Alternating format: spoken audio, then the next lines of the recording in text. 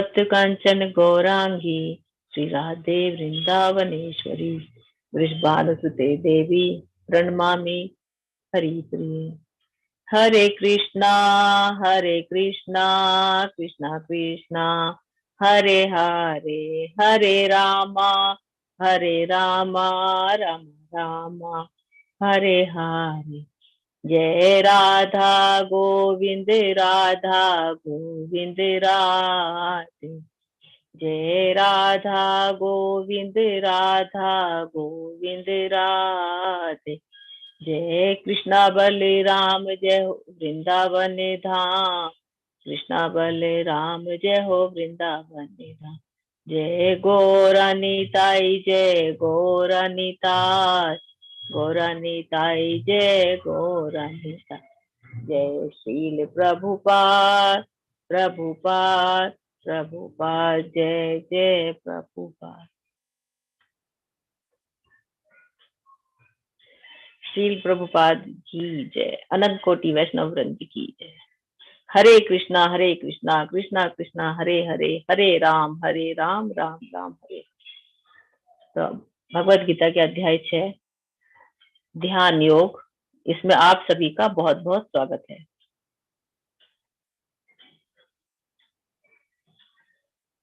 तो ध्यान योग के विषय में हम समझेंगे। इसको अष्टांग योग के नाम से भी जाना जाता है। तो ये ध्यान योग क्या है, इसको देखते हैं। तो ये है योग। योग क्या है ना, तो ध्यान योग, तो ध्यान के माध्यम से योग यानी जुड़ना है ना। जैसे प्लस होता है ना योग, तो प्लस प्लस के सवाल होते हैं। तो हमें ध्यान के माध्यम से जुड़ना है। तो अब क्या देखते हैं हम कि योग क्या, ये योग है ना, इस तरह से किसी ठंडे स्थान पे जाके जो ये कठिन अपने शरीर को तोड़ रहे हैं, मरोड़ रहे हैं और कुंडलियां जागृत कर रहे हैं, तो क्या इसी को योग कहते हैं, ये हमें देखना होगा। या फिर इसको कहते हैं कि ये सिर नीचे पैर ऊपर है ना, और अपना बैलेंस पूरा ऐसे इन्होंने बनाया हुआ है ना, तो क्या ये योग है? ठीक है, ये नहीं तो क्या इसको योग कहेंगे कि जिसने अपना पूरा सिर जो है अपना गर्दन तक का हिस्सा जमीन के अंदर गाड़ दिया है, तो क्या इसको हम योग कहेंगे? नहीं, हम इसको भी योग नहीं कह सकते। तो क्या ये योग है ना? तरह तरह की जो ये इस तरह से करते हैं, इसको हम योग कहेंगे? क्या हुआ ये?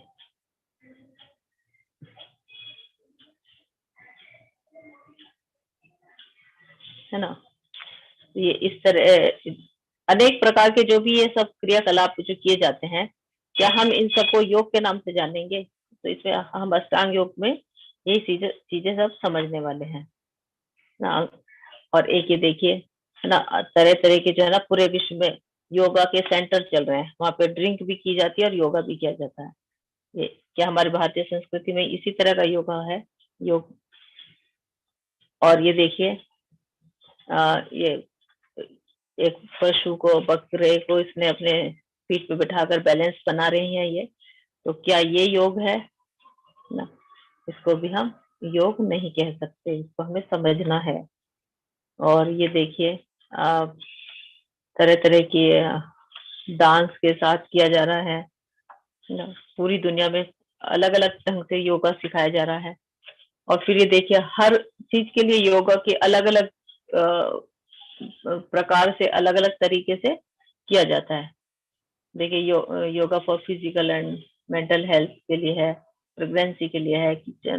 इससे देखिए बिल्ली को भी योगा करवा रहे हैं है ना। और चेयर पे बैठते ना, उस समय भी हमें कैसे योगा करना है, बैठे बैठे हम थक जाते हैं, तो ये सब योग किए जाते हैं। तो क्या इस जो भगवत गीता में जो योग की बात आ रही है, तो क्या ये वो वाला योग है क्या, है ना? ये वही योग है? नहीं, हम इसको योग नहीं कह सकते। तो ये देखिए योगा फॉर वेलनेस जो है, बैक के है ना, पीठ में हमारे दर्द होता है उसके लिए योग करते हैं, डेस्कटॉप में के लिए योगा होता है, और बिजनेस सक्सेस कैसे हो उसके लिए भी योगा होते हैं ना। बहुत सारे प्रकार के बताए, ऑफिस में कैसा करें तो ये सारे योग जो है भगवत गीता में जो बताए जाते हैं वो योग नहीं है। उसमें जो हम अष्टांग योग करेंगे उसके अंतर्गत इसकी कुछ विधियां आती हैं, लेकिन ये पूर्णतः योग नहीं होते, है ना। ये तो सिर्फ जो है हमारे शरीर को, हमारी हेल्थ को ठीक करने के लिए है, या फिर कहें आजकल तो ये एक बिजनेस, पैसा कमाने का माध्यम बना हुआ है ना। तो हम आते हैं अब अपने मुख्य बिंदु पर। तो अध्याय 6 ध्यान योग। तो श्री भगवान उवाच अनाश्रिता कर्म फलम कार्यम कर्म करोति यः स सन्यासी च योगी च न निरग्निर्न चाक्रिय। तो श्री भगवान ने कहा कि जो पुरुष अपने कर्म फल के प्रति अनासक्त है और जो अपने कर्तव्य का पालन करता है वही सन्यासी और असली योगी है। वह नहीं कि जो अग्नि ना तो जलाता है और ना ही वो कोई कर्म करता है। तो देखिए कल हमने क्या देखा था, कर्म योग भी देखा था ना, कर्म योग के बारे में पढ़ा था कि कर्म योग किसे कहते हैं, बुद्धि योग कर्म योग एक ही है ना। तो कर्म योग के अंतर्गत वही है कि जब हम भगवान को समर्पित करते हुए कोई कार्य करते हैं वो कर्म योग बन जाता है। अब यहाँ पर बताया है, भगवान बता रहे हैं कि जो पुरुष अपने कर्म फल के प्रति अनासक्त है, उसकी कोई आसक्ति नहीं है, हमने उसने कर्म करके छोड़ दिया है और उसके परिणाम के प्रति वो बिल्कुल भी चिंतित नहीं है, और जो अपने कर्तव्य का पालन करता है वही सन्यासी और असली योगी है ना। और वो अपनी तुष्टि के लिए कुछ भी नहीं करता। जैसे युधिष्ठिर महाराज थे, अम्बरीश महाराज थे। देखिए कल मैं कह रही थी ना कि वो एक उदाहरण जिन्होंने अपनी सारी इंद्रियों को उसमें लगा दिया था भगवान की सेवा में, वो थे महाराजा अम्बरीश। तो इनकी कथा भी हम बीच में कहीं पढ़ेंगे, बहुत बार आती है, पर वो नाम एकदम ध्यान में नहीं आ रहा था। और फिर वह नहीं जो ना अग्नि जलाता है और ना ही कर्म करता है। तो इसमें अग्नि जलाने से क्या मतलब है कि जो कोई यज्ञ भी नहीं करता है और ना ही कोई कार्य करता है तो वो योगी नहीं कहलाता है ना। तो अष्टांग योग क्या है फिर, अब हमें जानना है कि तो अष्टांग योग क्या है। तो अष्टांग योग के 8 अंग हैं, 8 प्रकार से होते हैं अष्टांग योग, तो इसको हम जानेंगे। तो अष्टांग योग जो है ये इंद्रिय को वश में करने का एक साधन है ना। और अष्टांग योग जो है ये योगासन, योगासन जो हम करते हैं ना वो अष्टांग योग के छोटे छोटे से हिस्से हैं। तो कलयुग में इसे कर पाना बहुत मुश्किल होता है। तो अभी इसे हम समझने वाले हैं कि कैसा है। तो देखिए अष्टांग योग के 8 अंग हैं, यम, नियम, आसन, प्राणायाम, प्रत्याहार, धारणा, ध्यान और समाधि। तो ये 8 प्रकार के हैं। तो यम और नियम और आसन और प्राणायाम ये तो हम अक्सर सुनते हैं और इसका हम अपने जीवन में उपयोग भी लाते हैं, करते हैं ना। जो पतंजलि द्वारा हमें सिखाया जाता है योगा, ये हमारे स्वास्थ्य के लिए ठीक अच्छा रहता है। और यम नियम वो होते हैं जिसमें हमें क्या करना है क्या नहीं करना है, किस तरह से कब हमें सोना है कब जागना है, कैसा भोजन करना है, ये सारी बातें जो है यम नियम के अंतर्गत आती हैं। तो और प्राणायाम ये ब्रीथ कंट्रोल है ना। इस तरह से ये सब चीजों को हम आगे डिटेल में पढ़ने वाले हैं। तो क्या आप इस योग प्रणाली को आजमाने के लिए तैयार हैं। हरे कृष्णा संजय प्रभु जी।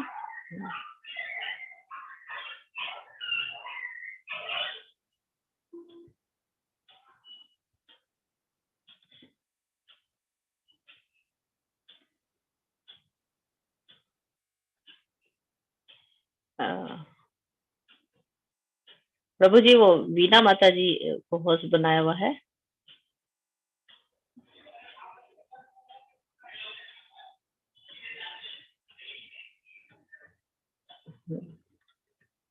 ठीक है प्रभु जी। तो क्या आप इस योग प्रणाली को आजमाने के लिए तैयार हैं। तो हमें देखना है कौन सी योग प्रणाली है। देखिए ये जो भी हमने अष्टांग योग की बात की है ना, कौन से है वो, ये आप एक नोटबुक और आपका पेन साथ में रखिए, तो इनको नोट भी करते जाना चाहिए। तो हमारे अष्टांग योग में 8 बताए हैं ना, यम नियम आसन प्राणायाम और प्रत्याहार धारणा ध्यान समाधि, ये हमारे 8 जो है अंग है। तो यम किसे कहते हैं? तो जिसमें योगी को एकांत जगह में अकेले रहना पड़ता है, अकेले रहना चाहिए और हमेशा अपने मन को नियंत्रित करना चाहिए। यानी वो अपने मन को नियंत्रित करके रखता है और अकेले एक सुनसान स्थान पर वो रहता है। फिर नियम बताया कि खाने, सोने, काम करने और मनोरंजन करने की उसकी आदतों में समशीतोष्ण। तो उसको कैसा खाना है, कब सोना है, कौन कार्य कैसे उसको संपन्न करने हैं, और मनोरंजन की उसकी आदतें कैसी हैं, और समशीतोष्ण यानी सर्दी, गर्मी, बरसात, कोई सा भी मौसम हो, सभी में उसको एक अवस्था में ही रहना है, उनसे विचलित नहीं होना है। तो ये होते हैं नियम। और आसन किसे कहते हैं? जमीन पर कुशा घास बिछाएं और फिर एक हिरण के खाल से कवर करें ना। आसन न तो बहुत ऊंचा होना चाहिए और न ही नीचा होना चाहिए, और पवित्र स्थान पर स्थित होना चाहिए। किसी व्यक्ति के शरीर, गर्दन और सिर को एक सीध में रखना चाहिए और नाक की नोक पर लगातार घूरना चाहिए। इस प्रकार एक अनगढ़ दबे हुए मन से, भय से रहित, पूरी तरह से यौन जीवन से मुक्त किसी को भी मेरा ध्यान करना चाहिए, भगवान श्री कृष्ण कह रहे हैं। तो देखिए कितना मुश्किल सा काम है ना ये। तो कुशा घास बिछाएंगे नीचे, फिर हिरण की खाल लाएंगे। तो आजकल तो जो कलयुग है उसमें ये संभव नहीं है ना। हिरण की खाल लेने जाओगे तो वहां के जो वन विभाग के लोग हैं वो आपको जेल में करवा देंगे, है ना। तो हम जो है हिरण की खाल को भी प्राप्त नहीं कर सकते। और क्यों बिछाते थे हिरण की खाल उस समय? ताकि सांप बिच्छू उस उधर ना आए, उनके पास ना आए। और आसन ना बहुत ऊंचा ना नीचा हो, और गर्दन को बिल्कुल सीधे रखना है। नाक की नोक पे, नाक का जो ये पॉइंट होता है ना, उसको पूरे ध्यान से घूरते रहना है। और इस तरह से वो पूरे अपने जीवन से मुक्त होकर सब प्रकार से, और वो फिर वो भगवान का ध्यान करता है, तो उसको कहते हैं आसन। अब प्राणायाम क्या है? कि अपने आने और जाने की जो आने जाने वाली जो श्वास की गति है उसको रोकने का अभ्यास, और इस प्रकार अंतिम रूप से ट्रांस में रहें। ट्रांस में यानी आनंद में रहना है उनको, है ना। अपने आने जाने वाली सांसों को रोक के रखना है। तो ये हो गए हमारे यम, नियम, आसन और प्राणायाम। अब आता है धारणा। धारणा क्या है? योगी की जो मानसिक गतिविधि है उसको अनुशासित करता है और पारलौकिक स्थिति हो जाती है। सभी भौतिक इच्छाओं से रहित उसे योग प्राप्त करने के लिए कहा जाता है ना। बिल्कुल वो अनुशासित हो जाता है और वो पारलौकिक में स्थित हो जाता है। अब ध्यान है। तो ध्यान क्या है कि इसके पहले प्रत्याहार भी है ना, भौतिक अस्तित्व की समाप्ति हो जाती है उसमें। यानी अगर वो राजा है तो सब समाप्त, अब वो कुछ नहीं है, वो सिर्फ भगवान योगी हो गया है, तो योग में स्थित है, और वो उसकी जो भौतिक अस्तित्व है वो पूरा समाप्त हो जाता है। वो क्या है क्या नहीं है उसकी अपनी पहचान एक तरह से समाप्त हो जाती है ना। अब ध्यान है। तो जैसे पवन रहित स्थान पर दीपक दिखता है, उसी तरह पारलौकिक व्यक्ति जिसका मन नियंत्रित रहता है वह अपने ध्यान में हमेशा स्थिर रहता है ना। तो जहां पर हवा नहीं चलती तो वहां दिया भी जलता रहता है। इसी तरह से जो पारलौकिक व्यक्ति होता है, यानी जो ध्यान में स्थित होता है, उसका मन नियंत्रण में रहता है और वो अपने ध्यान में स्थिर हो जाता है। योगी कौन सा योगी? किस योगी की बात चल रही है? अष्टांग योगी, है ना। जो अष्टांग योगी होते हैं उनके बारे में बताया जा रहा है। फिर है समाधि। तो सबसे बड़ी कठिनाई के बीच भी स्थिर रहता है। यह वास्तव में भौतिक संपर्क से तथा सभी दुखों से वास्तविक स्वतंत्रता है। तो समाधि में जब वो आएगा तो वो बिल्कुल स्थिर हो जाता है। ये आखिरी स्टेज है। 8 स्टेज बताई है इसमें, तो ये लास्ट की स्टेज है। लेकिन अब हम देखेंगे कि अष्टांग योग पद्धति कितनी कठिन है ना, बहुत कठिन है।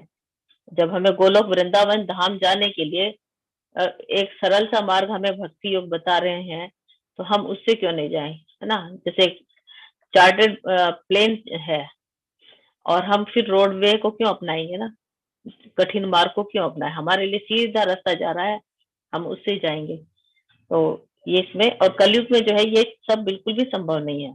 तो कलयुग में हमें क्या करना है, केवल भगवान के पवित्र नामों का जप करना है, उन्हीं नामों का हमें कीर्तन करना है ना। तो ये इसमें बताया गया है। तो इसमें क्या, पतन होने के भी बहुत चांसेस होते हैं। और ये जो अष्टांग योग पद्धति थी, ये किस समय के लिए थी, ये सतयुग के समय थी। जो सतयुग था उस समय बहुत कठिन तपस्याएं लोग किया करते थे। उस समय स्थान भी उनको मिल जाता था, पवित्र एकांत, है ना, शांत वातावरण वरण भी मिलता था।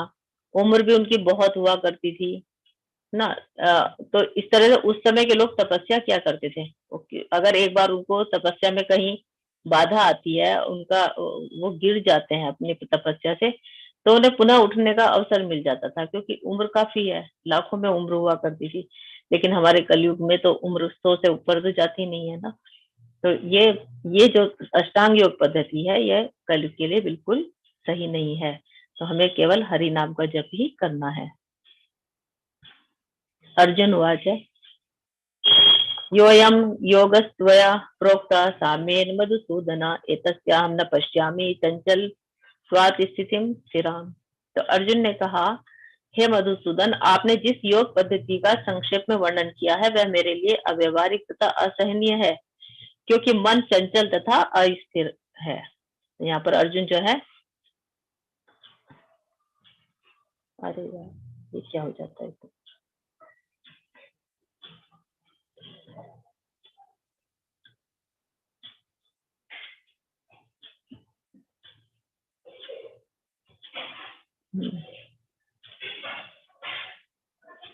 तो हमारा मन बहुत चंचल है, क्योंकि मन की जो गति है ना, वायु से भी अधिक तेज होती है।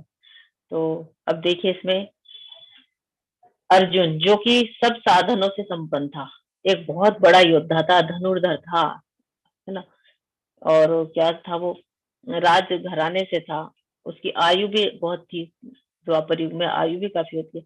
वो उस जैसा व्यक्ति इस चीज को नकार रहा है, किसको, अष्टांग योग पद्धति को।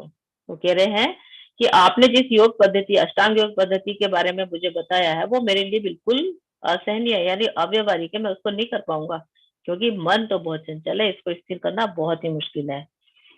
तो कलयुग में हम जैसे सामान्य लोगों के लिए तो बिल्कुल भी उपयुक्त नहीं है ना। कलयुग में क्या चाहिए, नाम आधारा, सुमरि सुमर नर उतरे ही पारा, है ना।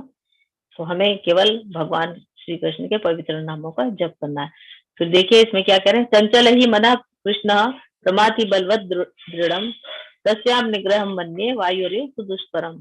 तो हे कृष्ण, चूंकि मन बहुत चंचल, उच्छृंखल, यानी उद्दंडी है, हठीला है और अत्यंत बलवान है, अतः मुझे इसे वश में करना वायु को वश में करने से भी अधिक कठिन लगता है ना। तो अर्जुन ये कह रहे हैं कि ये मन जो है, यहाँ पर मन की 4 विशेषताएं बताई गई। कैसा है मन, मन बहुत चंचल है ना, उच्छृंखल है, हठीला और बलवान है।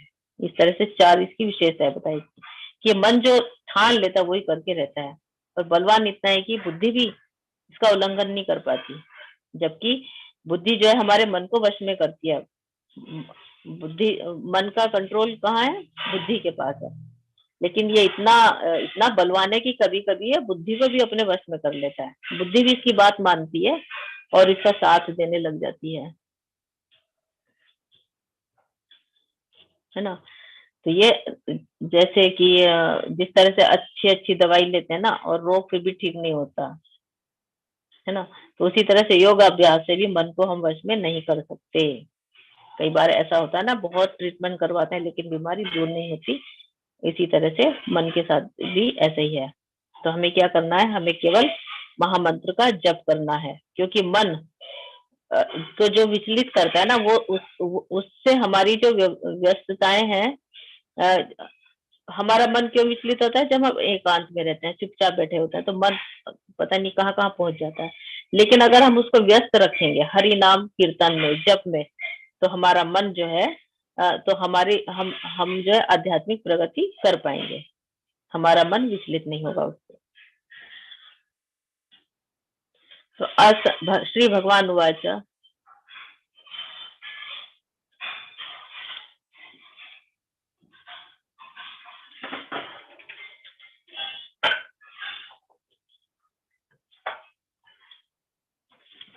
एक मिनट। असंशय महाबाहो मनो दुर्निग्रहम चलम अभ्यासेन तु कौन्तेय वैराग्येन च गृह्यते। तो श्री भगवान कह रहे हैं कि हे महाबाहु कुंती पुत्र, महान भुजाओं वाले कुंती पुत्र, निसंदेह मैं मानता हूं कि मन जो है, चंचल मन को वश में करना अत्यंत कठिन है, किंतु उपयुक्त अभ्यास द्वारा और विरक्ति द्वारा इस ऐसा संभव है। तो कह रहा ना कि मैं मन को वश में नहीं कर सकता, ये मेरे लिए बिल्कुल मेरे वश की बात नहीं है कि मैं अष्टांग योग कर पाऊं। तो क्योंकि यहाँ वो जो है यही कह रहा है कि मन को वश में करना बहुत कठिन है। तो ये क्या कह रहे हैं भगवान, क्या कह रहे हैं कि अभ्यास, तो अभ्यास किसका करना, नाम जप का। हम हर भगवान श्री कृष्ण के जो पवित्र नाम है उनका जब हम अभ्यास करेंगे तो ये ऐसा संभव हो सकता है। और विरक्ति, विरक्ति किससे करनी है, पदार्थ से, यानी ये भौतिक जगत से हमें विरक्त होना है और आसक्ति किधर लानी है, भगवान में। तो इससे ये संभव हो सकता है कि आप अपने मन को नियंत्रण में कर सकते हो ना। तो इसमें बस यही बताया है। आत्मा का भोजन क्या है, हमारी आत्मा का भोजन है भक्ति। जिस तरह से हमें भूख लगती है और हम जितना खाते चले जाते हैं उतनी हमारी तृप्ति होती चली जाती है, भूख मिटती जाती है, उसी तरह से भक्ति करने से जो है हमारी आत्मा को भी दिव्य तुष्टि मिलती है। तो देखिए, मन दोस्त है या दुश्मन है हमारा, इसको आप सबको पहचानना है। आप अपने मन के बारे में नहीं जानते ना कि हमारा मन कैसा है, तो आप सोचिए आपका मन क्या है, आपके साथ दोस्ती रखता है, दुश्मनी रखता है। तो देखिए आगे हम देखेंगे इसको। मन आग की तरह है, जब वह नियंत्रित किया जाता है तो चमत्कार हो सकता है, और जब वो नियंत्रण से बाहर हो जाता है तो वो तबाही मचा सकता है ना। तो आग की तरह होता है ये मन। आग को अगर हम उसका सदुपयोग करेंगे ना, अच्छी जगह काम में लगाएंगे तो बहुत अच्छे से बहुत बड़े बड़े चमत्कार दिखा देता है ना। देखिए प्लेन है और ये रॉकेट है, क्या मिसाइलें हैं, तो ये सब चीजें जो है ना नियंत्रण में है ये अग्नि। और इस तरफ देखिए कि ये जो है तबाही मचाई हुई है, जंगल में आग लग गई है और इसने पूरा जंगल तबाह कर दिया है। तो हम देखेंगे कि यदि अष्टांग योग पद्धति हमारे लिए उचित नहीं है तो हम ये सोचेंगे कि फिर भगवान ये इसमें भगवत गीता में इसके बारे में उन्होंने बताया क्यों है, क्यों बताना चाह रहे हैं कि हमें सारी बातें पता होनी चाहिए। क्यों पता होनी चाहिए, ताकि हमारा समय बच जाए। ऐसा नहीं कि किसी ने बता दिया कि भक्ति योग को छोड़ो चलो अष्टांग योग करते हैं, तो हमें लगता है कि हाँ ये ठीक होगा और वो अष्टांग योग करने हम चले जाए, फिर पता चलता है कि हम तो उसमें सक्षम हो ही नहीं पा रहे हैं, तो फिर हमारा समय वेस्ट होता है ना। तो भगवान श्री कृष्ण ने इसलिए सारी बातें बताई हैं, तो हमें क्या करना है क्या नहीं करना है। तो ये अष्टांग योग से हमें बहुत सारी अच्छी बातें भी सीखना क्यों मिलती है कई बार, है ना। उसमें जो यम नियम आसन प्राणायाम है ये बहुत अच्छे हैं, इससे हमें बहुत सीखने को मिलता है। और हम कर रहे हैं तो हमारी स्वास्थ्य अच्छा रहता है, हमारा जो जीवन है वो अनुशासित हो जाता है ना, अनुशासन सिखाता है हमें। तो इस तरह से ये जो है खान पान कैसा है, कब उठे कब सोए, ये सारी बातें हम इससे अष्टांग योग के जो 3-4 पहले की स्टेजेस हैं उसमें हम कर सकते हैं। तो मन को कैसे स्थिर करना है, तो अष्टांग योगी को मन में एकांत में जाकर अपना मन स्थिर करना होता है। और जो कृष्ण भावना भावित व्यक्ति होता है वो सारे कार्य करते हुए भी अपने मन को स्थिर कर लेता है। क्यों कर लेता है, कि वो अपने मन को हमेशा भगवान के चरणों में लगा के रखता है। कौन, कृष्ण भावना भावित व्यक्ति ना, जो भक्त होते हैं वो हमेशा कृष्ण में ही लीन रहते हैं, कृष्ण में रहते हैं वो। बंधु आत्मा आत्मनः तस्य येन आत्मा एव आत्मना जिता अनात्मन तु शत्रुत्वे वर्तेत आत्मैव शत्रुवत्। तो जिसने मन को जीत लिया उसके लिए मन सर्वश्रेष्ठ मित्र है, किंतु जो ऐसा नहीं कर पाया इसके लिए मन सबसे बड़ा शत्रु बना रहेगा। तो यहाँ पर बताया कि अपने मन को वश में जो नहीं कर सकता उसे समझना चाहिए कि वो अपने दुश्मन के साथ रह रहा है। हमारा मन अगर हमारे कंट्रोल से बाहर है ना, तो हमें समझ लेना चाहिए कि हम अपने दुश्मन के साथ रह रहे हैं। और दुश्मन कौन होते हैं हमारे, काम क्रोध मद लोभ और मोह, ये सब हमारे दुश्मन है। तो हमारा जीवन और हमारे लक्ष्य सबको ये नष्ट कर देते हैं हमारे दुश्मन। तो हमारे जीवन का लक्ष्य क्या है? वह है भगवत प्राप्ति, भगवान को प्राप्त करना।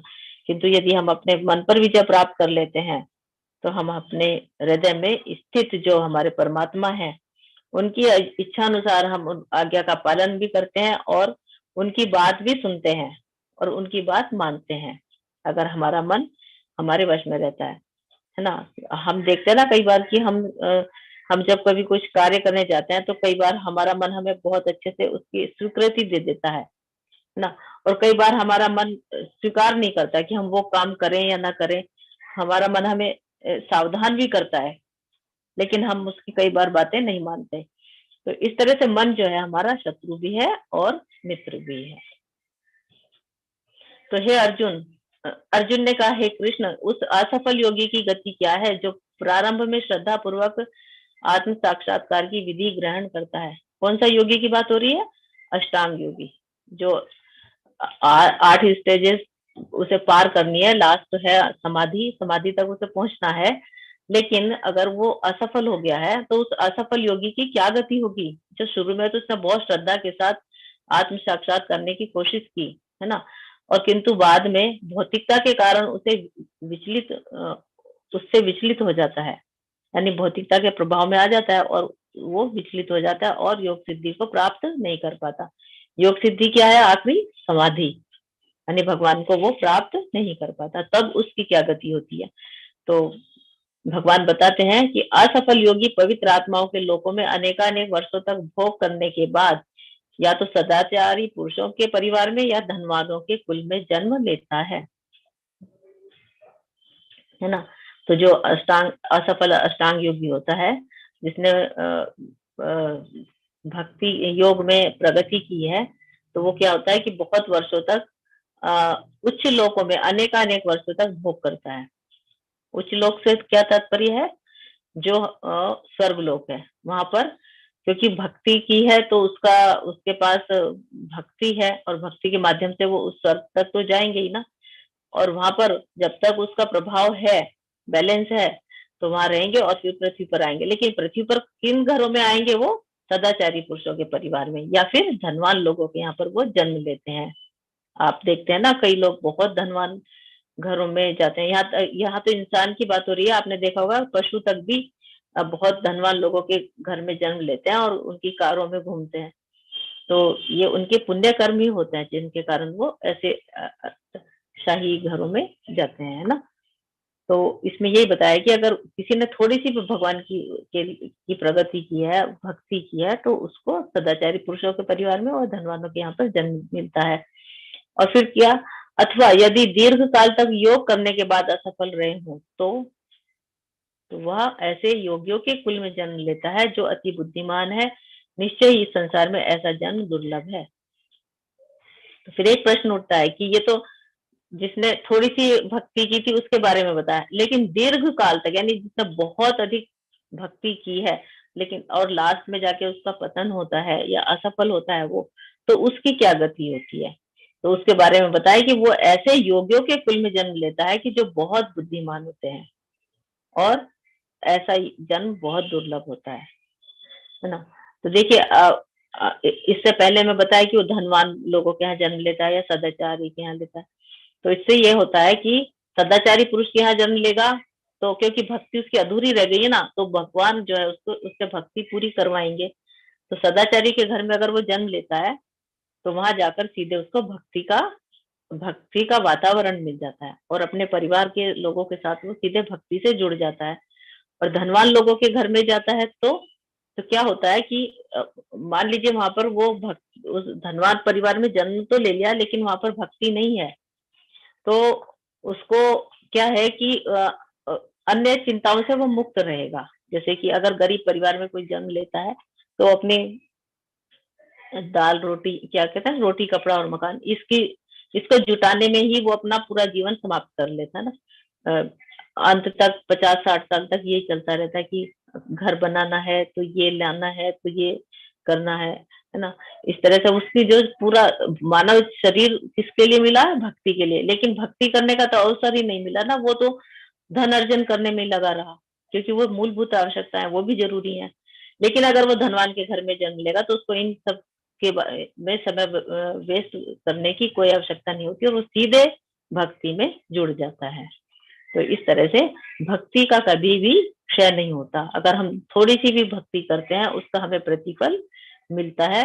उसका प्रतिफल हमें कैसे मिलता है? पहले तो हम उच्च लोकों में जाएंगे, स्वर्ग का भोग करेंगे, और फिर हम पृथ्वी लोक में आकर भी अच्छे घर में, परिवारों में, धनवान लोगों के बीच में जन्म लेंगे, और फिर वापस पुनः हम जो है भक्ति में अग्रसर होंगे।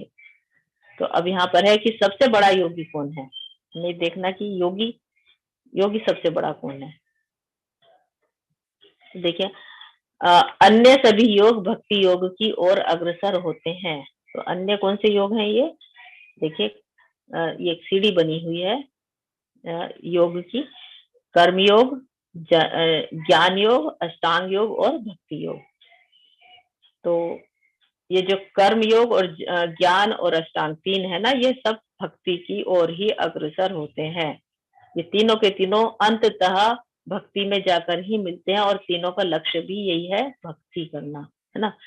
तो कर्म योग के बारे में हम देखते हैं कि हमने जो कल हमने तीसरा लेसन चैप्टर देखा था, तो उसमें वो कर्म योग था। फिर हमने 5वां चैप्टर देखा, वो भी कर्म योग था।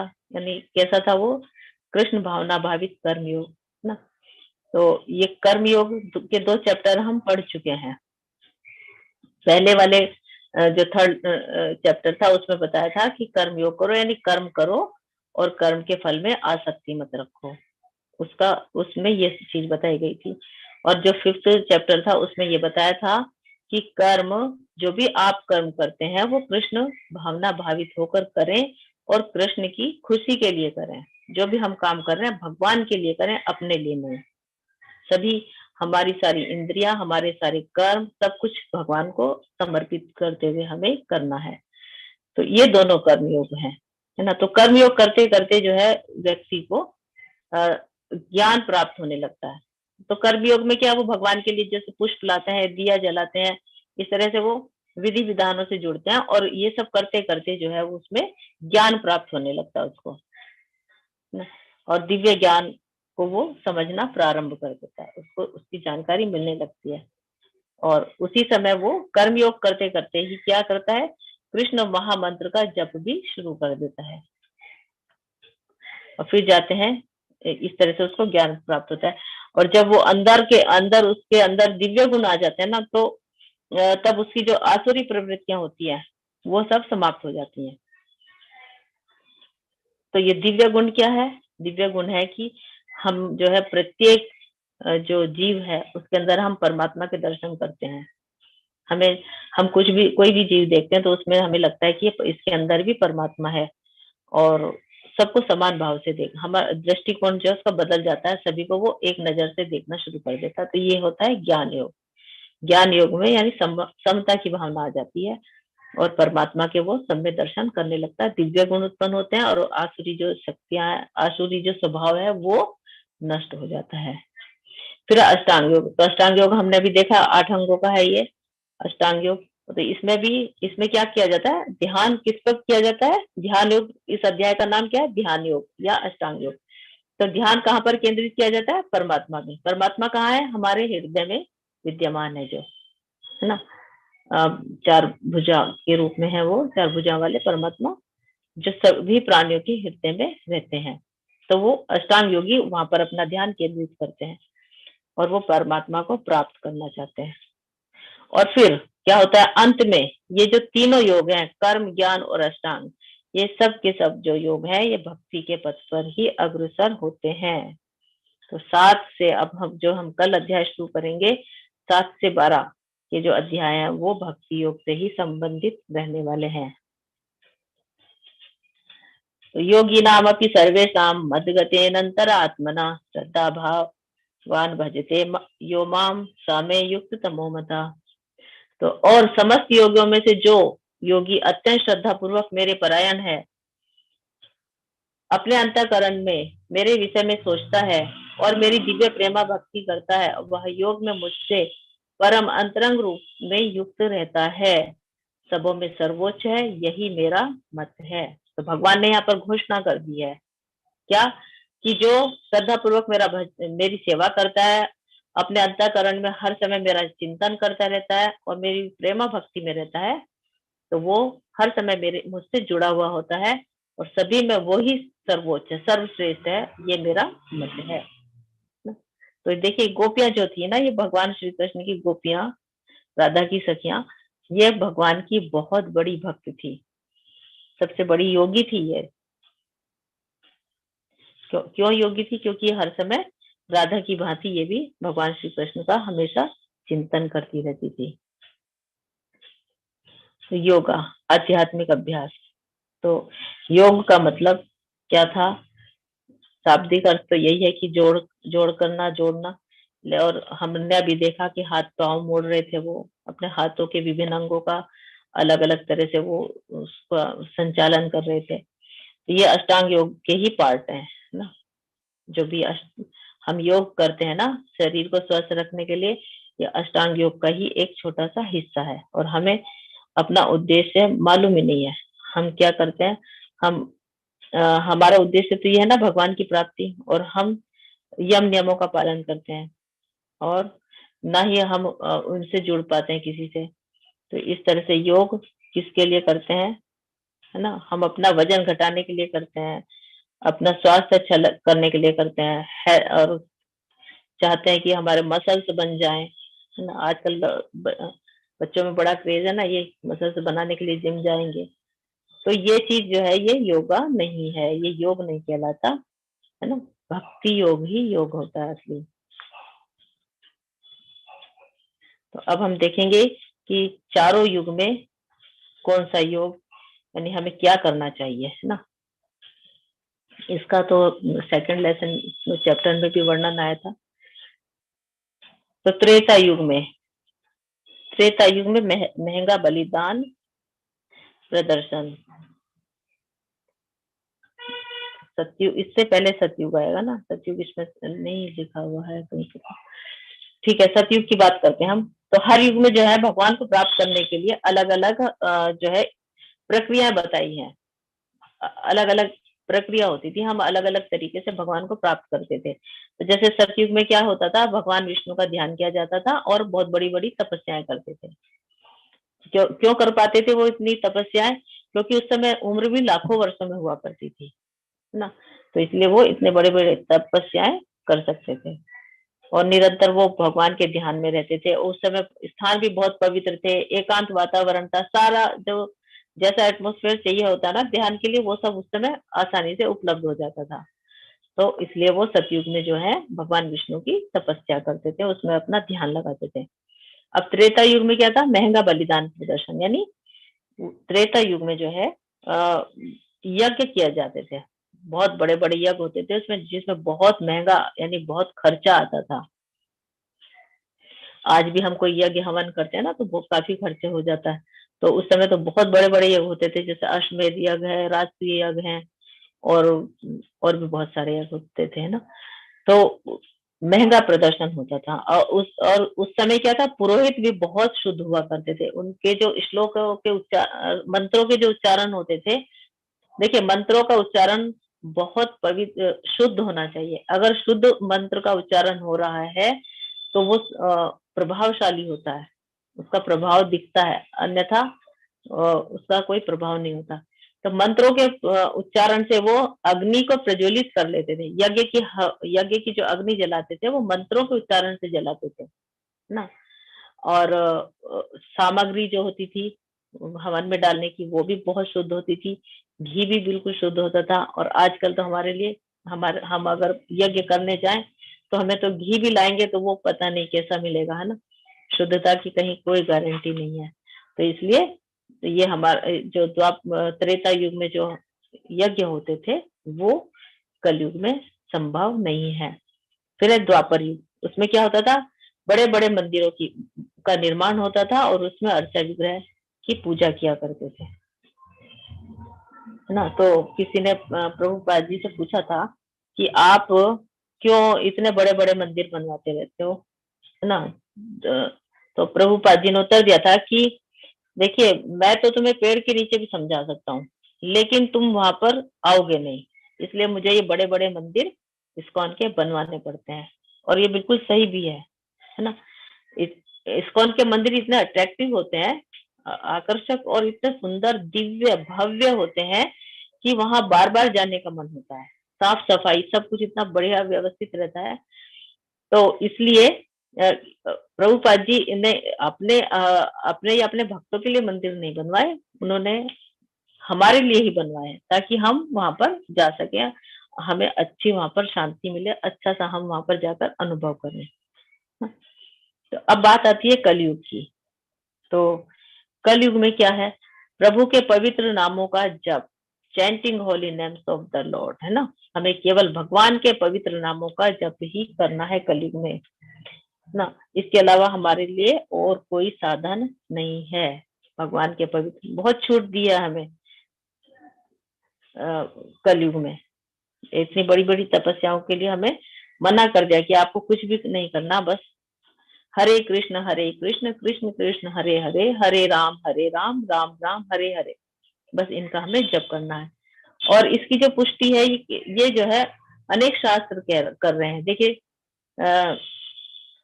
नारदीय संहिता में क्या लिखा है, कलयुग में लोगों को केवल परमेश्वर के पवित्र नामों का जप ही करना चाहिए ना। तो हम नारदीय संहिता भी इसका समर्थन कर रही है। और देखिए ये है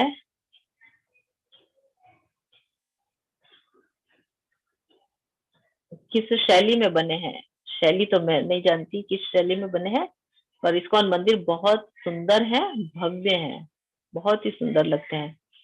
और वहां का जो पूजा का तरीका है, 4 समय वहां पर पूजा होती है, आरती होती है भगवान की, है ना। मंगल आरती, श्रृंगार आरती और भोग आरती, शयन आरती, इस तरह से 4 बार तो आरती होती है। और दिन भर वहां पर जो है नाम संकीर्तन चलता रहता है, नाम जप चलता है। और सुबह में वहां पर भागवतम का लेक्चर होता है, दिन भर प्रोग्राम चलते ही रहते हैं। और फिर ऐसा नहीं कि वहां पे कोई कैसेट लगा के छोड़ दिया जाए और वो चलती रहेगी, है ना। वहां पे ऐसा कुछ भी नहीं होता। वहां के जो भक्त हैं वो स्वयं अपने मुख से ही सब करते हैं, चैंटिंग भी वो करेंगे, संकीर्तन भी वही करेंगे, और भागवतम का जो पाठ होता है वो भी वो खुद ही करते हैं। तो इस तरह से वहां पर पूरे दिन सब व्यस्त रहते हैं, पूरे कृष्ण में रहते हैं वो, है ना। तो कृष्ण भावना भावित इसी को कहते हैं कि हर समय कृष्ण के लिए कुछ ना कुछ काम करते रहो, अपने आप को खाली मत छोड़ो। तो चैतन्य चरितामृत में भी देखो क्या कहा गया है कि झगड़े और पाखंड से इस युग में उद्धार का एकमात्र साधन भगवान के पवित्र नामों का जप है, और कोई रास्ता नहीं, और कोई रास्ता नहीं, और कोई रास्ता नहीं है। हरेर नाम हरेर नाम केवलम, कलौ नास्तेव नास्तेव नास्तेव गतिरन्य था। यानी कलयुग के लिए और कोई रास्ता नहीं है, केवल हमें हरि नाम का जप करना है। इतना बार बार हमें समझाया जा रहा है कि हमें और किसी भी आडंबर में पड़ने की आवश्यकता नहीं है, हमें बस जप करना है और कृष्ण के बारे, कृष्ण भावना भावित होकर हमें कर्म करना है। जप किसका करना है, हरे कृष्ण कृष्ण कृष्ण हरे हरे, हरे राम राम राम हरे हरे। तो ये जो कृष्ण महामंत्र है ये वेदों का हिस्सा है ना। ये कौन से वेद से, कलि संतरण उपनिषद का हिस्सा है ये। और इसमें ब्रह्मा जी बोलते हैं कि मैंने सारे वेद देख लिए, लेकिन कलयुग में ये 16 शब्दों का जो मंत्र है, इस जप के अलावा और कोई उपाय नहीं है। तो ऐसा कौन बोल रहे हैं, वेदों के ज्ञाता ब्रह्मा जी ऐसी बात कह रहे हैं। तो हमें उनकी बातों पर विश्वास करना चाहिए और उनके कहे अनुसार हमें ये सब स्वीकार कर लेना चाहिए। अपने मन अपनी बुद्धि हमें इसमें नहीं लगानी चाहिए कि कहाँ ऐसा है लिखा है कि यही करें। कई बार मन में विचार आता है ना, इतने सारे मंत्र हैं तो यही मंत्र क्यों हम बोलें, ये इसी का क्यों जप करें। नहीं, इसको सभी ने इसकी संस्तुति की है, समर्थन किया है, तो हमें इसी महामंत्र का जप करना चाहिए।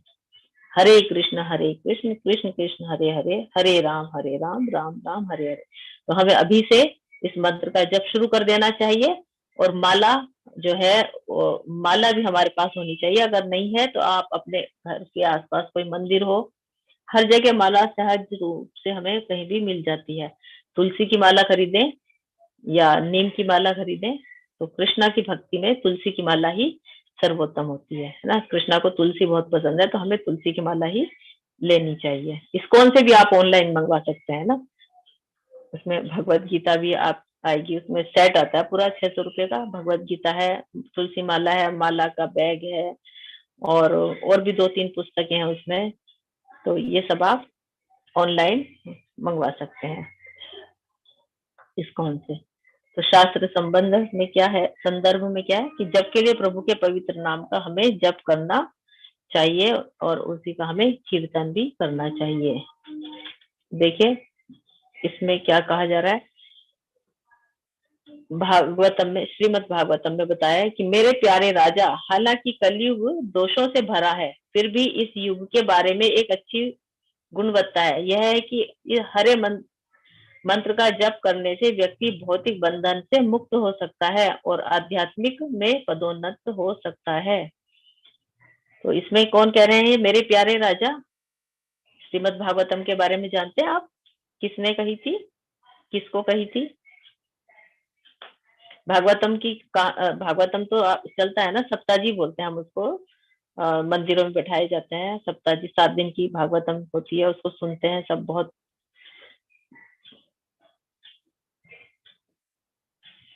तो ये सुखदेव महाराज ने राजा परीक्षित को सुनाई थी। परीक्षित महाराज थे, तो इनके बारे में आप जानते होंगे कि परीक्षित, आगे उसमें चैप्टर में हम बताएंगे कहाँ आएगी। हाँ जी, अभिषेक प्रभु जी परीक्षित महाराज को सुनाई थी और सुखदेव स्वामी जी ने, ठीक ना। तो परीक्षित महाराज को वो ये कह रहे हैं कि जब परीक्षित महाराज ने पूछा ना कि कलयुग में तो इतनी बुराइयां आ जाएंगी, धर्म नष्ट हो जाएगा, नष्ट होने की कगार पे होगा, पाप होंगे, तो फिर ऐसे कलयुग में लोगों का उद्धार कैसे होगा?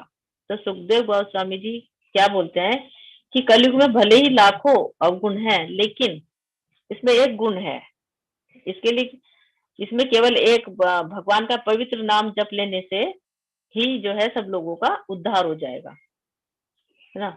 हाँ, बाकी युगों में तो कितनी बड़ी बड़ी तपस्याएं करनी पड़ती थी, बड़े बड़े यज्ञ करना, मंदिर बनवाना, और ये सब इतना काम करना होता था। तो जो फल उन सबको करने से मिलता था, कलयुग में केवल हरि नाम का जप करने से ही उसका फल हमें मिल जाएगा। कलयुग की बस एक यही विशेषता है कि कुछ भी कठिन, क्योंकि पता है, भगवान को मालूम है कि कलयुग का जो इंसान है ना बहुत आलसी है, ये कुछ भी काम नहीं करेगा, सारे काम मशीनों से करवाएगा ना, हर काम इसके मशीन से होंगे, तो ये भला इतनी कठिन तपस्या कैसे कर पाएगा ना, कहाँ इससे इतने बड़े बड़े यज्ञ हवन होंगे।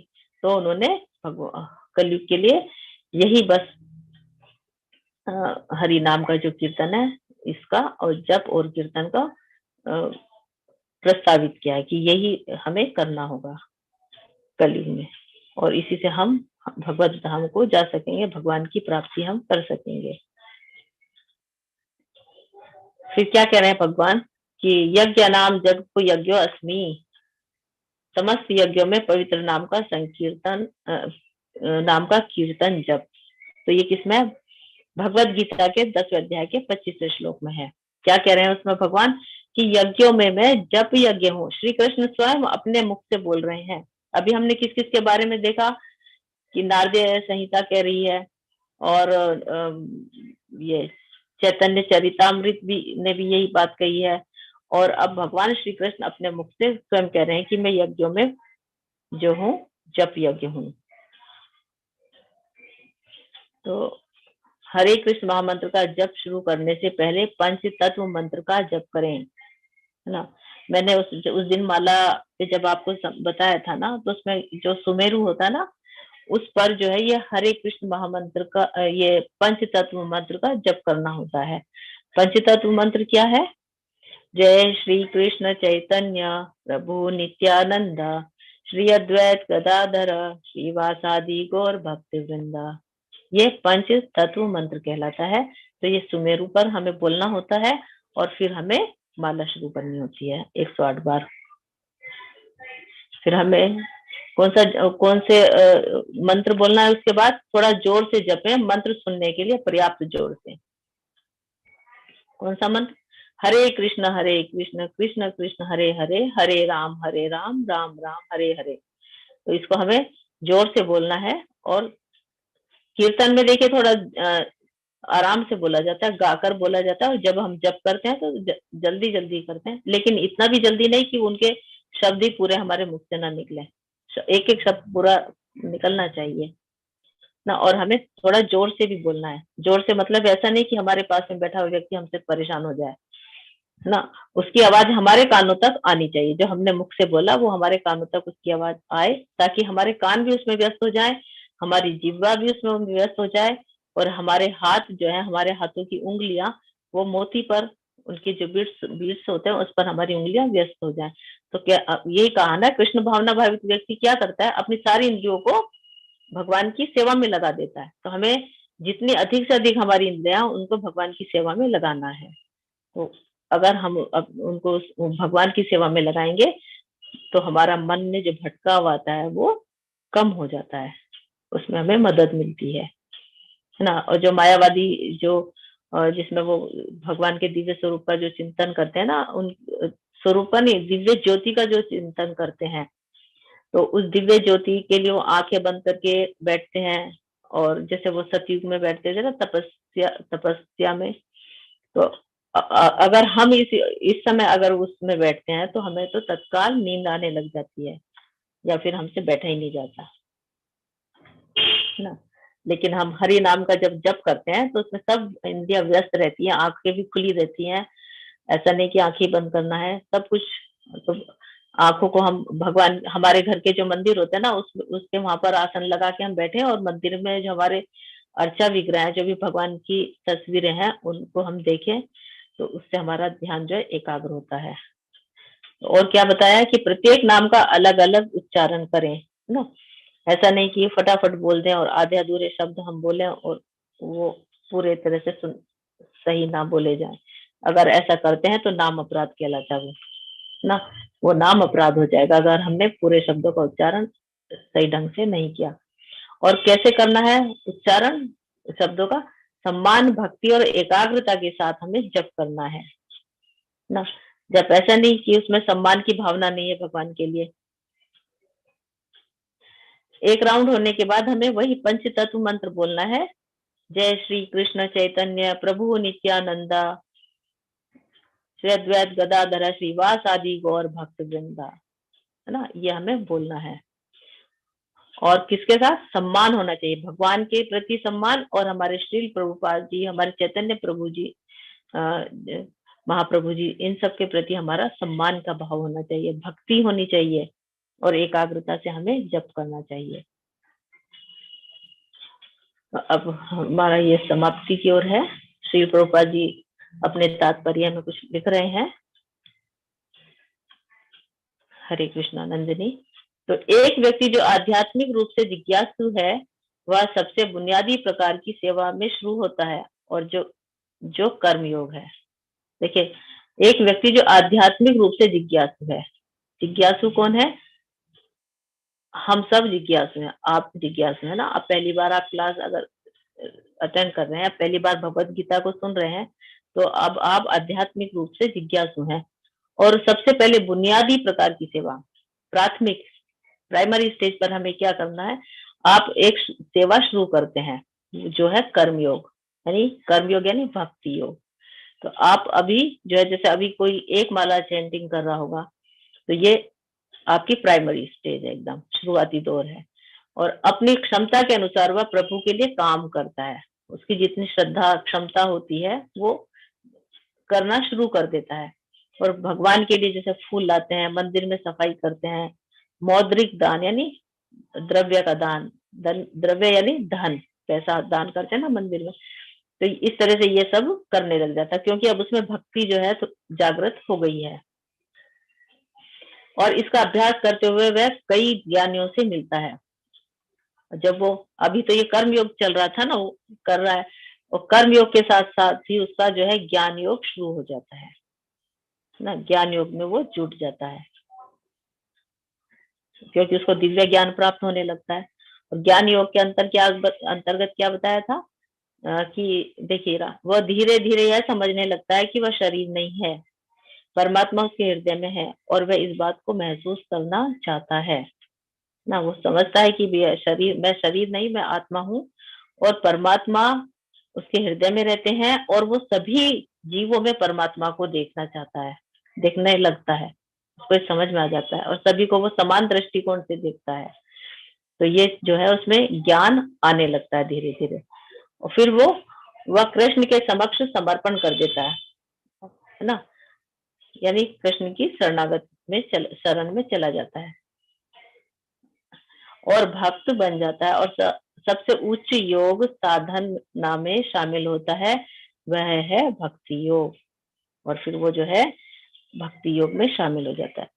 सबसे ऊंची जो साधना बताई गई है वो है भक्ति योग, यानी कृष्ण भावना भावित होकर भगवान की भक्ति में वो लग जाता है। कौन? या तो योगी की बात करें या एक व्यक्ति की बात कर सकते हैं। यहाँ पर व्यक्ति की बात हो रही है जो आध्यात्मिक में अभी जो बिल्कुल नया नया आया है, उसके बारे में बता रहे हैं कि वो किस तरह से स्टेप बाय स्टेप अपने आप को आध्यात्मिक क्षेत्र में वो अपनी प्रगति कर पाता है। तो भक्ति योग को बुद्धि योग भी कहा जाता है। क्यों बुद्धि योग क्यों कहा जाता है? क्योंकि वह सभी योगों में सबसे चतुर है। चतुर, बुद्धि में चतुराई होती है ना, सभी योगों में वो सबसे चतुर है, क्योंकि अन्य योगों की सीमाएं हैं, उसकी कोई भी सीमा नहीं है। सब सीमा में बंधे हुए हैं, लेकिन भक्ति में कोई सीमा नहीं है, बस आपको भक्ति में लग जाना है। तो भक्ति योग समस्त योग की परिणति है ना। तो जितने भी समस्त योग अभी हमने देखे, कर्म योग, ज्ञान योग, अष्टांग योग, ये सब कहाँ जाकर मिलते हैं? भक्ति योग में। सब भक्ति योग की ओर ही अग्रसर हो रहे हैं। तो अन्य योग तो भक्ति योग में भक्ति तक पहुंचाने के साधन मात्र हैं। तो जितने भी योग, और हमने 3 योग की बात की है, वो हमें भक्ति मार्ग तक पहुंचने का ही रास्ता बताते हैं। जैसे कि मंदिर है ना, भगवान का मंदिर है किसी जगह पर, तो उस मंदिर तक पहुंचने के बहुत सारे रास्ते होते हैं। जरूरी नहीं होता कि एक शहर में केवल एक ही रास्ता है कि इसी रोड से हम जाएंगे तो वही मंदिर, तो ही हम मंदिर पहुंच पाएंगे।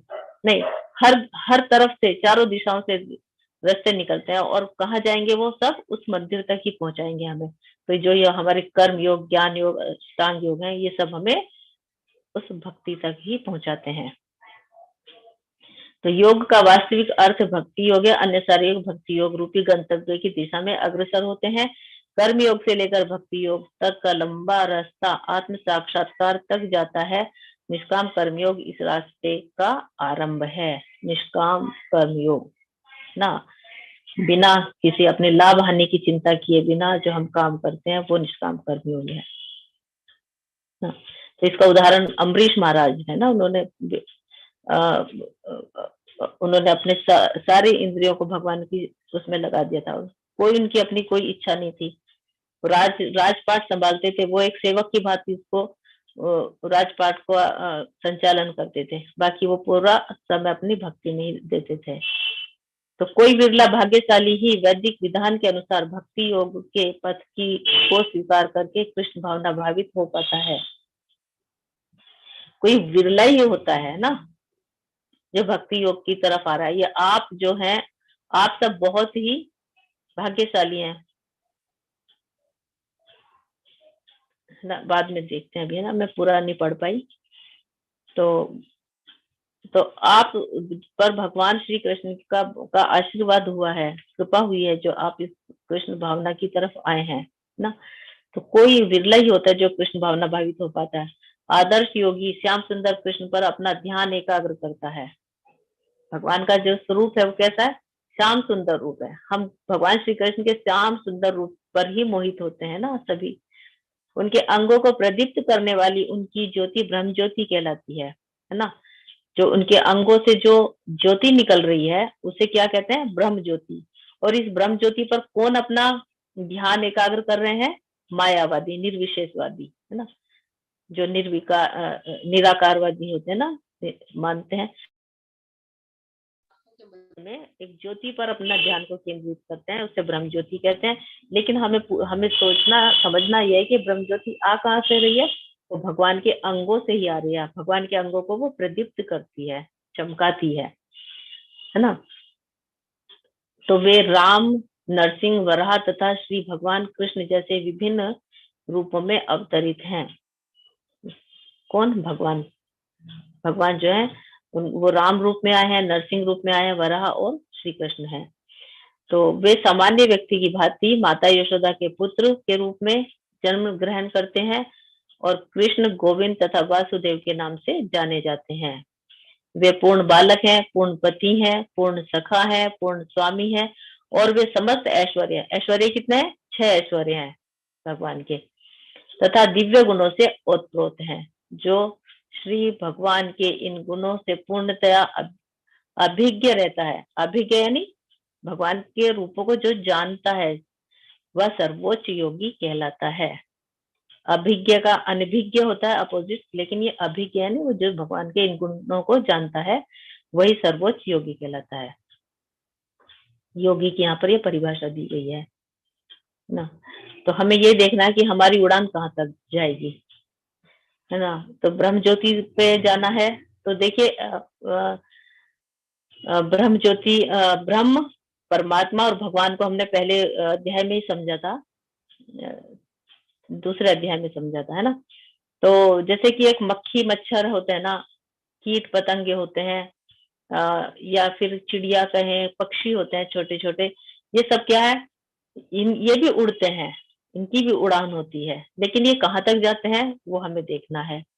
फिर कुछ और बड़े पक्षी होते हैं जो थोड़ी और ऊंचाइयों तक उड़ते हैं, फिर उनकी जो उड़ान होती है वो थोड़े और ऊपर होती है ना, उससे भी अधिक होती है, गरुड़ पक्षी कहलाता है ना, जो बहुत बादलों के भी पार उड़ता है ना। तो हमारी उड़ान हमें कहाँ तक लेके जानी है, हमें ब्रह्म ज्योति तक रखनी है या परमात्मा तक रखनी है या भगवान तक ले जानी है, ये हम पे निर्भर करता है, इसको हमें समझना है। तो योगी की यह सर्वोच्च दशा केवल भक्ति योग से ही प्राप्त की जा सकती है, जिसकी पुष्टि वैदिक साहित्य में होती है। तो भक्ति योग की जो सबसे ऊंची दशा है वो हम योग की सबसे ऊंची जो स्थिति है वो हम भक्ति योग से ही प्राप्त कर सकते हैं। यानी सबसे ऊंचे स्थान पर भक्ति योग ही है, उस तरफ ही हमें जाना है और भगवान तक हमारी उड़ान ले जाना है। हरे कृष्णा। हमारा अध्याय आज यहीं समाप्त हो रहा है।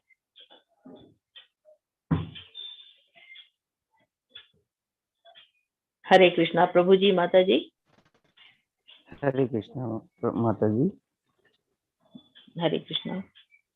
तो प्रश्न देखते हैं तो ना। जी माता जी, जी। हरे कृष्णा। दीपाली माता जी प्लीज अनम्यूट कीजिए। हरे कृष्णा। हरे कृष्णा। हरे कृष्णा माता जी बोलिए।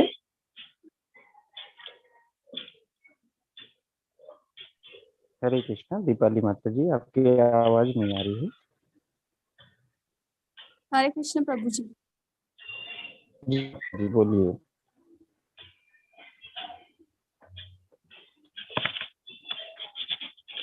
थैंक यू सागर प्रभु जी। आपको अगर समझ में आ रहा है तो मुझे खुशी है कि मैं कुछ समझा पा रही हूँ। नहीं तो मेरी बुद्धि तो बहुत छोटी सी है, मैं बस कोशिश कर रही हूँ कि मैं समझा सकूं, मेरी बात आप तक पहुंच सके। श्रील प्रभुपाद जी का जो मिशन है वो चाहते हैं कि भगवत गीता का ज्ञान घर घर में पहुंचे, हर व्यक्ति को इसका ज्ञान होना चाहिए ना। तो उसको उसका प्रचार करने में, उसको आप सब तक पहुंचाने में अगर मैं समर्थ हो पा रही हूँ तो ये प्रभुपाद जी की कृपा है, भगवान श्री कृष्ण का आशीर्वाद है। हरे कृष्णा। दीपाली माता जी ने पूछा है कुछ प्रभु जी? नहीं माता जी, मैं उनको फिर से अनम्यूट किया हूँ। हरे कृष्णा। दीपाली माता जी प्लीज अनम्यूट कीजिए।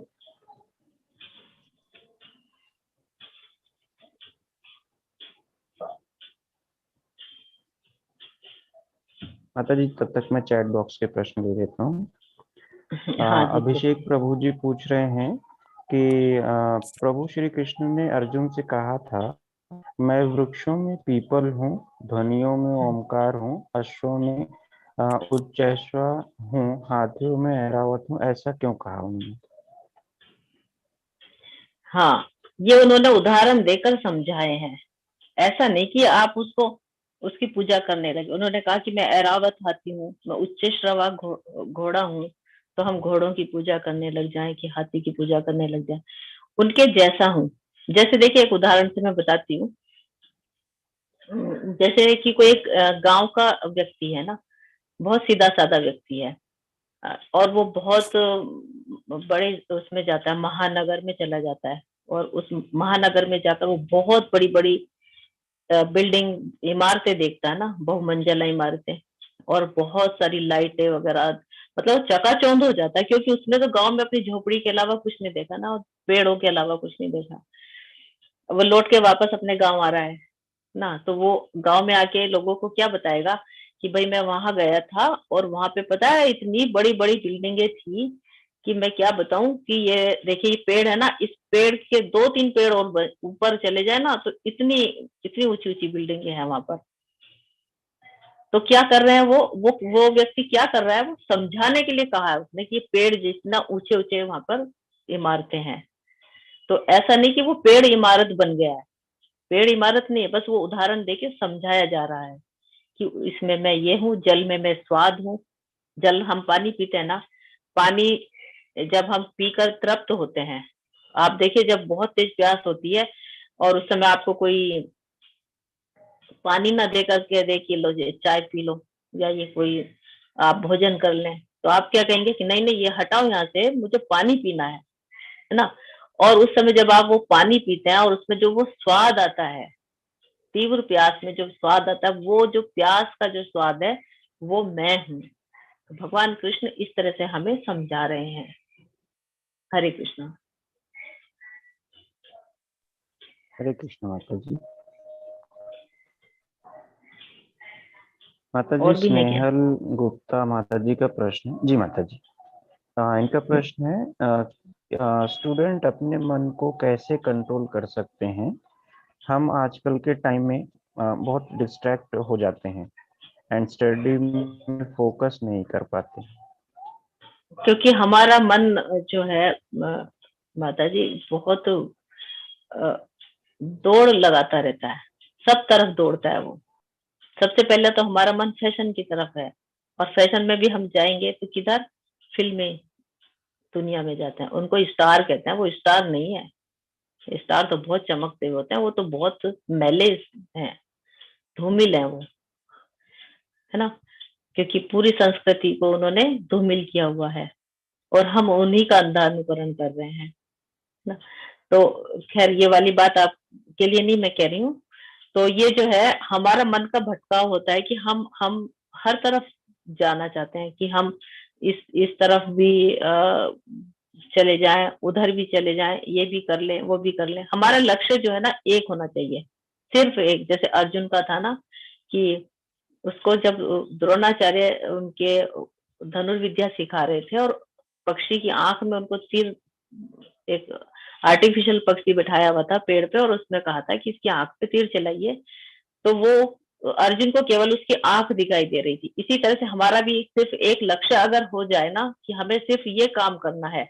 अगर आप स्टूडेंट लाइफ में हैं, तो हमारा लक्ष्य यही होना चाहिए कि हमें पढ़ाई करनी है ना, और हमें अच्छे से इसमें अच्छे तरीके से हमें इसमें पास होना है ना। और साथ में हमें भक्ति को भी लेके चलना है। अब तो हमारे मन में भटकाव बिल्कुल नहीं आएगा, मन हमारा स्थिर हो जाएगा। हमारे लक्ष्य का निर्धारण हमने कर लिया है। पहली बात तो ये होती है कि बच्चे 12th तक आते आते भी अपना लक्ष्य नहीं चुन पाते कि हमें करना क्या, हमें आगे जाके क्या सब्जेक्ट चुनना है, और हमें किस तरफ जाना है ना। तो इससे जो है मन में स्थिरता नहीं आ पाती। हमारा जैसे लक्ष्य एकदम क्लियर हो जाएगा, तो मन भी हमारा स्थिर होगा, और साथ में हम अब भगवान को अगर जोड़ लेंगे, कृष्ण भावना भावित अगर हम हो जाते हैं, तो और बिल्कुल हमारा मन एकदम स्थिर हो जाएगा। हम बिल्कुल समझ जाएंगे कि हमें क्या करना है, क्या नहीं करना है, क्या हमारे लिए सही है, क्या गलत है। और भगवत गीता आप सुन ही रहे हैं, समझ रहे हैं, सुन क्या रहे हैं, आप इसको बहुत अच्छे तरीके से समझ रहे हैं, तो ये आपको बहुत मदद देगी और मन आपका बिल्कुल भी विचलित नहीं होगा। और इसमें समय लगेगा, अभी अभी हम इससे जुड़े हैं, तो आगे ये हमें और ज्यादा अच्छे से मदद देगी और हमारा मार्गदर्शन करती रहेगी, इसमें स्थिरता आएगी। हरे कृष्णा माता जी। हरे कृष्ण माता जी। माता जी, किशन प्रभु जी का प्रश्न है कि माता जी कृष्ण को बिंदु मानकर कर्म करें, भिन्न भिन्न प्रकार के कार्य करें, जैसे अनेक प्रकार के देवी देवताओं को पूजन एवं उत्सवों या पर्वों में निम्न प्रकार के कर्म कांड करना जरूरी है या नहीं? अगर हम कृष्ण भावना भावित हो गए हैं, कृष्णा की तरफ जा रहे हैं, तो ये जरूरी बिल्कुल भी नहीं है। फिर हमें किसी को के लिए कुछ भी करने की आवश्यकता नहीं रह जाती, क्योंकि हमने एक वृक्ष की जड़ में पानी डाल दिया है, पूरा पेड़ अपने आप हरा भरा हो जाएगा, है ना। पोषण वो जड़ से ले लेगा ना। जैसे कर्मचारी भी जो है अपने जो हेड होते हैं उनसे अपनी पेमेंट ले लेते हैं, है ना। हम राजकोष में धन जमा करते हैं टैक्स के रूप में, वो पैसा सब तक पहुंच जाता है ना। किसी को अलग अलग व्यक्ति को देने की आवश्यकता नहीं होती। इसी तरह से भगवान श्री कृष्ण को अगर हमने मान लिया है, समझ लिया है, तो फिर अन्य देवी देवताओं के पास जाने की हमें आवश्यकता नहीं है। लेकिन हमें उनका तिरस्कार नहीं करना कि ऐसा हमें कहा था तो हमें वहां नहीं जाना है। नहीं, वो भगवान के बहुत बड़े भक्त हैं, देवता ना। हम तो उनके चरणों की धूल कुछ भी नहीं है ना। भक्त हैं वो, जैसे हनुमान जी हैं, कितने बड़े भक्त हैं, वो श्री राम जी के भक्त हैं। तो हमें उनके पास जाना है। अगर रास्ते में उनका मंदिर आ रहा है या कहीं कोई कथा चल रही है, कोई कीर्तन चल रहा है, भजन चल रहे हैं, तो उसमें हमें शामिल होना है, उसमें हमें आनंद उठाना है भगवान की, क्योंकि वहां भी हम भगवान की भक्ति कर रहे हैं। लेकिन उनसे हमें बस यही मांगना है, उससे उनसे हमें अपनी भौतिक इच्छाएं नहीं मांगनी कि हमारा ये बच्चे की शादी हो जाए या हमारा जॉब लग जाए या कुछ भी हमारी छोटी मोटी जो आवश्यकताएं होती है ना, उनसे ऐसा कुछ नहीं कहना। बस हमें ये कहना है कि हमारा जो चित्त है भगवान श्री कृष्ण के चरणों में लग जाए। हमें इतनी शक्ति देना, हमारे ध्यान में जो है उनका स्थायित्व आप बनाए रखें। बस इस तरह से हम हर देवी देवता के मंदिर में जहां भी जा रहे हैं, कोई हमें लेके जा रहा है तो हमें ये नहीं कि बिल्कुल अवॉइड करना है कि नहीं नहीं हम नहीं जाएंगे। सब जगह जाना है और सबका हमें सम्मान करना है ना। जैसे कि आप देखिए ना,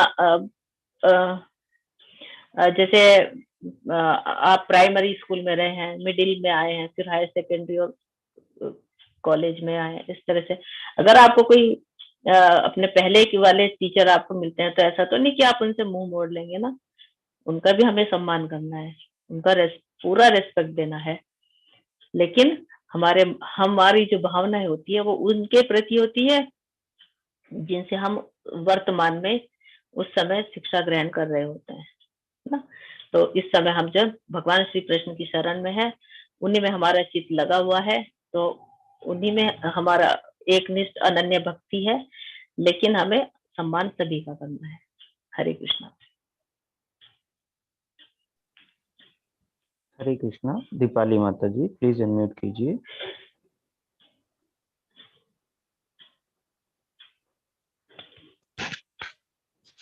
हरे कृष्णा दीपाली माता जी। माता जी आवाज आ रही है ना मेरी?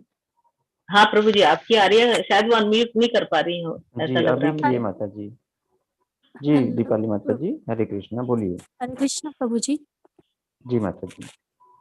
प्रभु जी मेरा प्रश्न है लेकिन मैं कह नहीं पा रही हूँ। आप टाइप कर दीजिए माता जी चैट बॉक्स में, तो डायरेक्ट मुझे मैसेज हाँ कर दीजिए टाइप उसमें। जी जी। टाइप किया है मैंने। अच्छा अच्छा, मैं देख लेता हूँ माता जी यहाँ से। प्रभु जी मैंने मैसेज टाइप किया है। जी।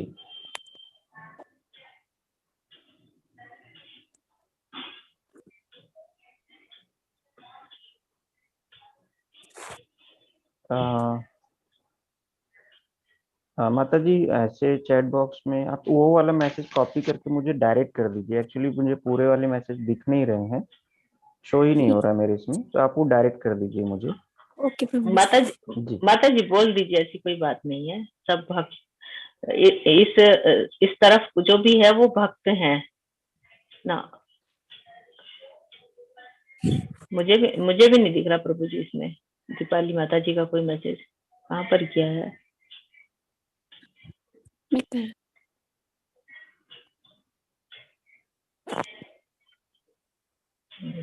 और भी है प्रभु जी कोई क्वेश्चन? जी माता जी। अर्णव प्रभु जी पूछ रहे हैं कि माता जी क्या कोई हमारा भविष्य बता सकता है या जीवन की पिछली बातों को बता सकता है, इसमें कितनी सच्चाई है?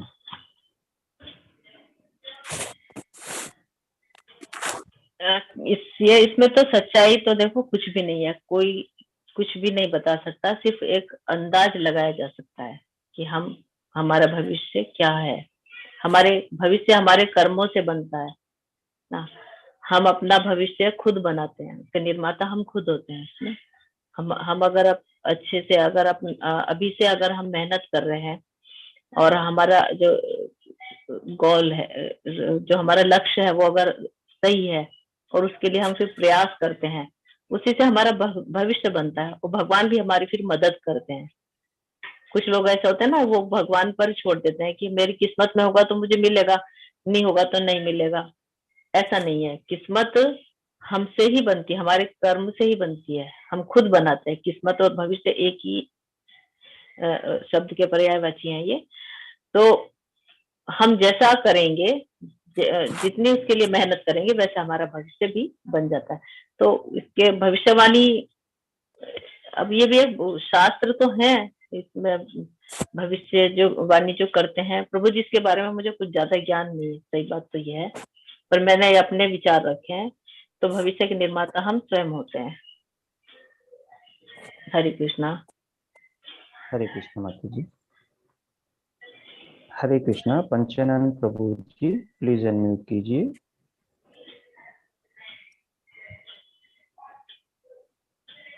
हरे कृष्णा माता जी, दंडवत प्रणाम। हरे कृष्णा। हाँ माता जी, मेरा टॉपिक से बाहर क्वेश्चन है।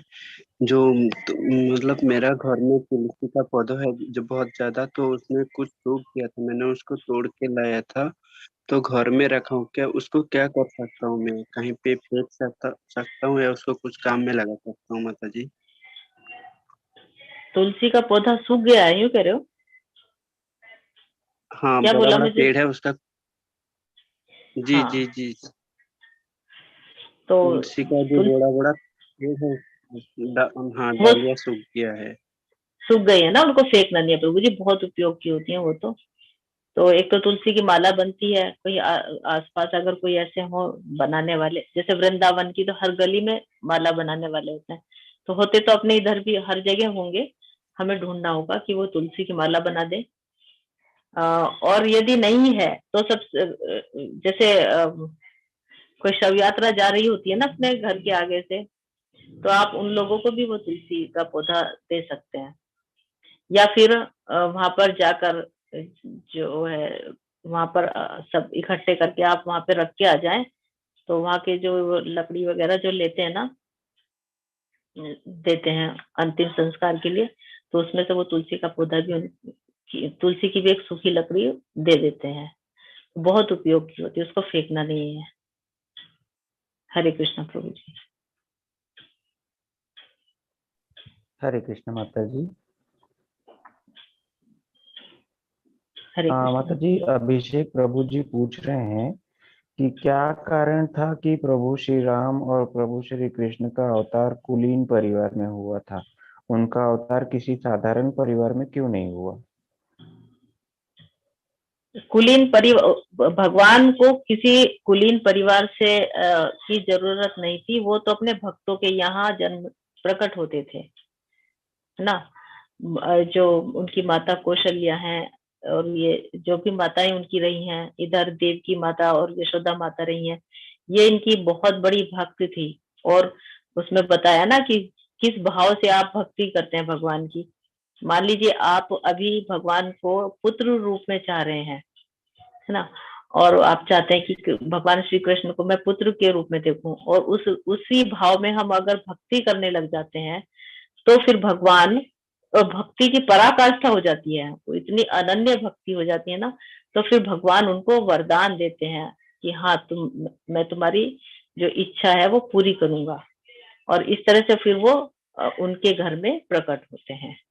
और वो क्योंकि वो खुद इतने उच्च स्तर की होती हैं, तो वो किसी अकुलीन घर में तो जन्म लेंगी नहीं ना उनकी माताएं भी, तो वो भी अच्छे परिवारों में जाएंगी, और फिर भगवान भी उनके यहाँ पर प्रकट होते हैं।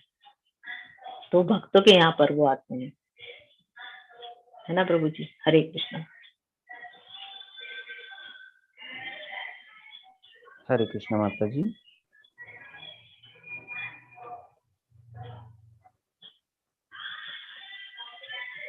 ठीक है प्रभु जी। माता जी सूरज गुप्ता प्रभु जी, एक प्रश्न है माता जी। सूरज गुप्ता प्रभु जी पूछ रहे हैं कि अगर हम कृष्ण भक्ति मार्ग में हैं तो क्या हमें रत्न आभूषण अंगूठी जैसे नीलम पुखराज ये सब पहनना चाहिए?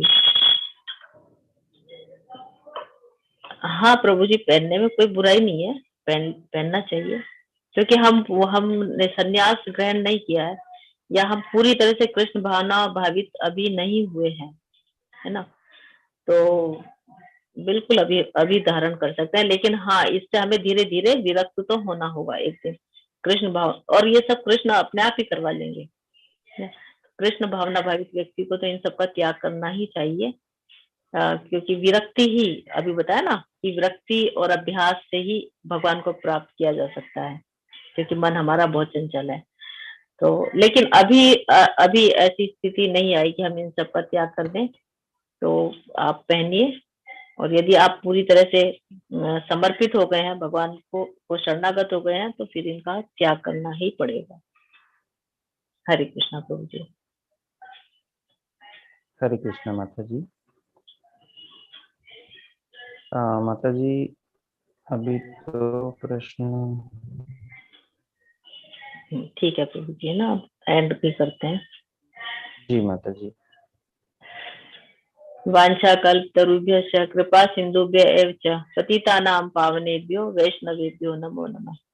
अनंत कोटि वैष्णव वृंद की जय। श्रील प्रभुपाद की जय। हरे कृष्णा कृष्ण कृष्ण हरे हरे, हरे राम राम राम हरे। हरे कृष्ण।